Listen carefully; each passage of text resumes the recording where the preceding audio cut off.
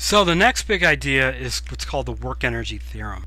Work energy theorem says that the total amount of energy in the system doesn't change. Okay, and it's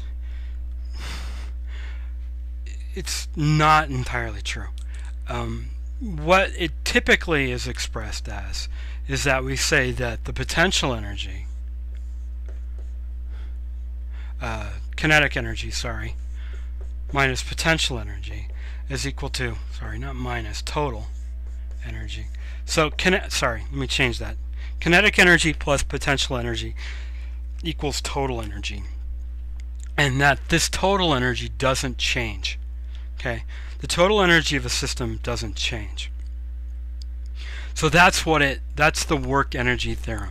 Kinetic plus potential equals total. And what that really means is why it's such a great concept is that if my kinetic energy increases, okay, if this value goes up, that means my potential energy has to go down.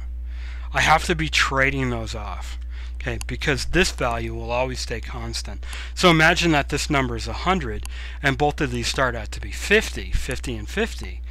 Okay, if my kinetic energy goes up to 75, that means my potential energy has to drop down to 25. Okay, so that's kinetic energy, that's potential energy, equals total energy. And that is the basis of the work energy theorem. It's not always true because there are other things going on there.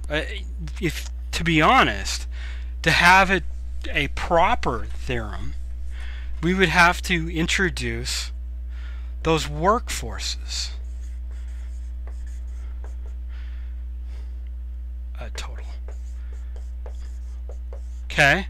So those other forces that can do work in the system, and one force in particular that has its own name in this case, these work force, is the frictional work, which is called non-conservative, which means that it's non-conservative. It takes energy out of the system. So this potential energy and this work, especially the work done by friction, the non-conservative work,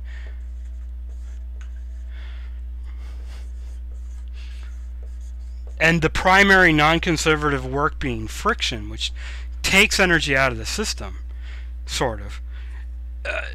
that should be the work energy theorem. This is typically the expression of the work energy theorem, but this is more appropriate. The idea that some of the energy is going to go away in the form of frictional energy, which turns into thermal energy. An example of that is to take a book and you push it across the table. I've applied a force over a distance on that book. Once I've done that and I moved my hand away and the book is just sliding, it comes to a stop. So that kinetic energy that I give it disappears. It goes away. Well, that energy is gone to non-conservative work. It's gone to friction. And friction actually turns that energy into thermal energy, into heat. If you touch the surface of that table, it's slightly warmer. Okay? So the work energy theorem says that energy in a system is conserved. And when we typically talk about energy, we talk about kinetic and potential. But the appropriate way to talk about that is the kinetic, potential, and non-conservative work, the work done by friction, in a sense, okay, equals total energy. Cool? So really, really brief introduction to it. So the next